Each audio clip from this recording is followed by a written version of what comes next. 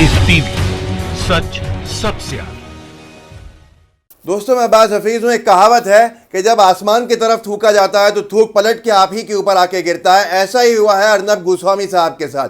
अर्नब गोस्वामी जी ने जितना आसमान की तरफ थूका है वो सब उनके ऊपर आके पलट के गिरा है। इसकी मिसाल कल देखने को मिली, लेकिन सीधे सीधे ये भी देखने को मिला कि कैसे ये जब रिया चक्रवर्ती इन तमाम लोगों को लिए अपने पत्रकारों को पीछे लगाते थे तो इनके पत्रकार धक्के देते थे, उनको बाइट लेने के लिए आईडी माइक से मारते थे, हर चीज करते थे। जब कल इनसे पत्रकारों ने सवाल किए, इंडिया टुडे के थे, दूसरे चैनल्स के थे, तो इनके बाउंसर्स ने उन पत्रकारों को मारा। आप देख के दंग रह जाएंगे कि उनको खींचा, उनका पेट इतनी तेजी से पकड़ा है एक इंडिया टुडे के पत्रकार का कि उसका पेट दुख रहा था बहुत देर तक, कि अर्नब गोस्वामी से दूर रखने के लिए ये अर्नब करवा रहे थे पत्रकारों को पिटवाने का काम। और साथ में इस वीडियो क्लिप के बाद मैं आपको एक और चीज दिखाऊंगा कि कितना बड़ा 40,000 करोड़ के विज्ञापन की इंडस्ट्री का ये सबसे बड़ा स्कैम है। मतलब कम पैसे खर्च करके अर्नब गोस्वामी ज्यादा करोड़ों रुपया कैसे कमा रहे थे, आपको भी समझ में नहीं आ रहा है, क्योंकि अर्नब गोस्वामी दूसरी तरफ लेके जा रहे हैं इस मामले को। ये वेंडेटा पॉलिटिक्स नहीं है, ये बहुत बड़ा स्कैम है। लेकिन पहले देखिए इंडिया टुडे के पत्रकार को कितनी बुरी तरह से मैन हैंडल किया गया है, धक्के दिए गए हैं, मारा गया है और पेट पकड़ लिया गया है ताकि अर्नब की गाड़ी निकल जाए। देखिए इस वीडियो को कैसे पीछे उस पत्रकार को पकड़ा जा रहा है कैसे। We are asking a simple question, Arnab. Mumbai police has registered a case against you. What do you have to say? What do you have to say? What do you have to say? Mumbai police has registered a case against you, Arnab. What do you have to say on the entire TRP scam?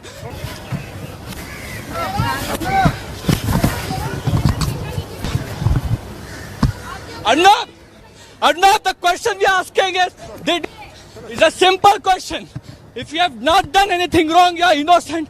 Why are you giving us this treatment? दोस्तों देखा आपने किस तरह से इनके bouncer जो थे वो एक पत्रकार को पकड़ रहे थे। पत्रकार की सिर्फ गलती इतनी थी कि अर्नब गोस्वामी से सवाल कर रहा था। वो ऐसे सवाल तो कर भी नहीं रहा था जैसे इनके पत्रकार लोगों से करते थे।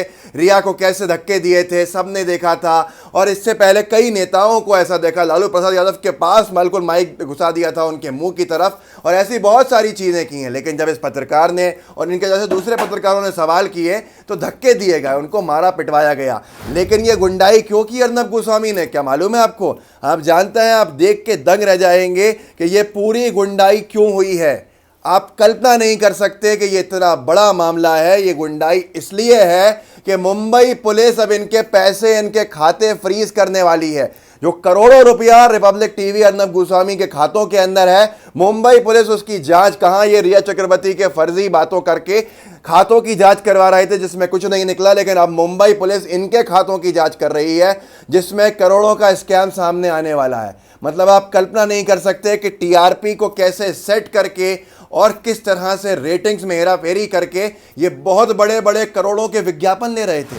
और मुंबई पुलिस कमिश्नर ने जो कहा है मैं आपको पहले सुना देता हूं। और किसने लिया है? हमारे तिहाड़ी बाबू सुधीर चौधरी जी ने। सुधीर चौधरी साहब ने ये इंटरव्यू लिया है मुंबई पुलिस कमिश्नर का, जिसमें मुंबई पुलिस कमिश्नर ने साफ कहा है कि ये जो टीआरपी का खेल खेलकर फर्जीवाड़ा करके और बहुत ही बड़ा फर्जीवाड़ा करके पैसे कमाने की या ये कह लें कि हथियाने की कोशिश की गई है। अब हम इसमें जांच करेंगे और सुनी लीजिए उन्हीं की जुबानी, आपको समझ में आएगा। रेवेन्यू आया है एडवर्टाइजर से बैंक चैनल के बैंक अकाउंट में, तो क्या इसके आगे की कार्रवाई ये हो सकती है कि आप बैंक अकाउंट्स को सीज करेंगे? इसके आगे क्या होगा? तो सब अवश्य बैंक अकाउंट्स को हम इन्वेस्टिगेट तो करेंगे। सीज या फ्रीज करने की कार्रवाई बाद में आती है। और जो एडवर्टाइजर्स हैं उनका इसके बारे में क्या कहना है, उनसे भी इसके बारे में पूछताछ की जाएगी। उनको जानकारी थी या उनको मैनिपुलेट करके, उनको झूठी फिगर्स दिखाकर उनके साथ वो विक्टिम्स हैं क्या, उनको भी बुला के पूछताछ की जाएगी। और चैनल में जो ये हमने 3 चैनल्स के नाम लिए, इनमें कौन व्यक्ति इसके लिए जवाबदार है उसका इन्वेस्टिगेशन किया जाएगा। कुछ व्यक्तियों को समन किया जाएगा। तो दोस्तों देखा आपने क्या कहा मुंबई पुलिस कमिश्नर साहब ने, जब सुधीर चौधरी ने कहा कि आप इनके खाते फ्रीज कर रहे हैं, कि आप इनके पैसे रोकेंगे, क्योंकि जो टीआरपी के खेल के अंदर इन्होंने विज्ञापन से पैसे कमाए 420 से, वो पैसा तो अभी इनके खातों में है। ये पूरा का पूरा मेन एजेंडा पैसों का है, बहुत करोड़ों रुपए का है। टीआरपी जो चिल्लाते थे ना अर्नब गोस्वामी कि हम टीआरपी के बेताज बादशाह, सबसे आगे हम, तक वाले हमारे पीछे और टाइम्स वाले हमारे पीछे और सब हमारे पीछे, हम सबसे आगे हैं, क्योंकि जिसकी जितनी टीआरपी होगी उतना उसको विज्ञापन मिलेगा करोड़ों रुपए का। ये वो खेल खेल रहे थे। और अभी तो राजीव बजाज का भी स्टेटमेंट आ गया है कि कैसे उन्होंने इनको एक तरह से बहुत ही बुरी बुरी सुनाई है विज्ञापन को लेकर, वो भी मत बता दूंगा आपको। लेकिन मुंबई पुलिस कमिश्नर ने क्या कहा आपने सुन लिया कि हम इसके अंदर पार्टी बनाएंगे सारे कंपनीज को, एडवर्टाइजर्स को, विज्ञापन देने वालों को, क्योंकि उनके साथ भी ठगी हुई है। उनको भी इसने पार्टी बना के उनको भी सुनेंगे। क्या उनको मालूम था कि ये फर्जी टीआरपी का खेल था? क्या उन्होंने बिना ये बेवकूफ़ बना के उनसे पैसे ले लिए हैं? ये सारी चीज़ें। और आशुतोष मिश्रा ने जो लिखा है वो आपको पढ़ के सुनाना ज़रूरी है। टीआरपी में फर्जीवाड़ा करके रिपब्लिक टीवी ने कितने पैसे कमाए इसकी भी जांच होगी। विज्ञापन दाताओं से ये पूछताछ हो सकती है, फर्जीवाड़े के लिए पैसा कहां से आया उसकी भी जांच होगी। चैनल के प्रोमोटर्स को भी पूछताछ के लिए बुलाया जाएगा। मुंबई के 2000 घरों में टीआरपी मॉनिटरिंग के लिए गुप्त तरीके से मशीनें लगाई गई थीं। रिपब्लिक टीवी ने 500 रुपये प्रति घर बैठे और उन मशीनों पर जबरदस्ती रिपब्लिक टीवी लगाए रखा। टीवी विज्ञापन का बाजार 40,000 करोड़ तक का है। रिपब्लिक टीवी ने फर्जीवाड़ों से सैकड़ों रुपये कमाए, मुंबई पुलिस ने कहा है।